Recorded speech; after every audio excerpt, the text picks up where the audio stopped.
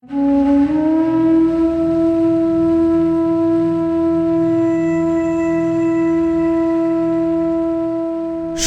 নেই যার, সেই জানে এর অভাব কতটা তীব্র। বার্ধক্যে পৌঁছালে একজন পিতা বুঝতে পারেন তার অসহায়ত্বের কথা। এমনই এক হতবাগা বাবা মুজিবুর রহমান। দুঃসময়ে পাশে পাবেন সেই আশা একটি ছেলেকে পালক নেন তিনি, কিন্তু কে জানত সেই পুত্রই হবে তার মৃত্যুর কারণ। সময়ের পরিক্রমায় আলিশান প্রাসাদের মধ্যে বেড়ে ওঠে পালক পুত্র মহসিন রহমান মিঠু। বড় হয়ে মিঠু ধীরে ধীরে তৈরি হতে থাকে হিংস্র রূপে। নেশা আর সম্পদের মোহ জেঁকে বসে তার মধ্যে। শত কোটি টাকার বাড়ি ও মার্কেটের দোকান নিজের নামে করতে ব্যস্ত হয়ে পড়ে মানুষরূপী কালপিট মিঠু।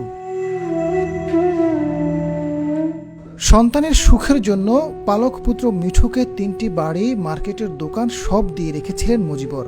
ফলে বাড়ি ও দোকানের ভাড়া সবই আসত পালক পুত্রের হাতে। মুজিবুর রহমান অসুস্থ হলে সম্পত্তি নিজের নামে লিখে নিতে নির্জন ঘরে কয়েক দফায় বালিশ চাপা দিয়েছিল মিঠু, আর এর সাক্ষী এলাকার বহু মানুষ। রান্নাঘর না হোক কান্নাঘর, গাজী কিচেন হুড স্বাচ্ছন্দ্যময় রান্নাঘরের বিশ্বস্ত সঙ্গী। 3 বন্ধু ওর সাথে জড়িত। নাম হচ্ছে রবিন, সে হচ্ছে অরিয়নে চাকরি করতো, তো তারও কিডনি ড্যামেজ। এবং দ্বিতীয়জন হচ্ছে নাজমুল, আওয়ামী লীগের সাংগঠনিক সম্পাদক ছিলেন। এবং তৃতীয় হচ্ছে ছাত্রলীগের। এবং তৃতীয়জন হচ্ছেন ফায়ার সার্ভিসে চাকরি করে রতন, শাহিদুজ্জামান রতন। তো এদের কাছে আমি কয়েক দফা বলছি যে দেখো এই লোকটা অনেক কষ্টে আছে, তোমরা এর সাথে এরকম করো না। মিঠুকে এইসব কাজে সহযোগিতা করে বন্ধু বামপন্থী নেতা মোহাম্মদ রবিন রেজা, নিষিদ্ধ ছাত্রলীগের বাড্ডা থানার সাংগঠনিক সম্পাদক মোহাম্মদ নাজমুল আলম শেখ ও ফায়ার ব্রিগেডের সদস্য শাহিদুজ্জামান শাহেদ। এই 3 জনের মদদের সম্পদের জন্য মিঠু হিংস্র থেকে হিংস্রতর হয়ে ওঠে। সেই সন্তান 3 থেকে 4টা বিয়ে করছে, সেই সন্তান তার উপর অনেক জুলুম করছে। একটা পর্যায়ে ধীরে ধীরে তার উপরে জুলুমের পর্যায়ে যখন বাড়ে, আমাদের এলাকার একজন মুরব্বী আমাদেরকে তার বাসায় পাঠায় যে বাবা তোমরা 4 জন যাও, যা শুই না আসো। আমরা তার কাছে গিয়েছিলাম, ও ছিল আমার সাথে, আরও কয়েকজন ছিল। সে ঝরঝরে চোখ দিয়ে পানি পড়তেছে আর বলতেছে যে পৃথিবীতে কোনো বাবা যেন পালিত সন্তান না আনে। তখন বললাম কাকা আপনি আমার বলেন কি হয়েছে? তখন বললো যে আজকে 15 দিন ধরে আমার ঘরে খাবার নেই, আজকে আমার ঘরে 15 দিন ধরে খাবার নেই, আমার চিকিৎসার ওষুধ নাই। মিঠু আমার কাছে সব সম্পদ লিখে নিয়ে গেছে, তোমরা সমাজের সব মানুষ মিলে আমাদের বাঁচাবে। তখন বলছি কাকা আমরা এলাকার কমিশনের সাথে কথা বলে আপনারা যতটুকু উপকার করবো। তা আমরা নাইমা যাওয়ার পরে ওনারে বেদম মারধর করে, এই অসুস্থ অবস্থায় ওনার বালিশ চাপাতে ধরে।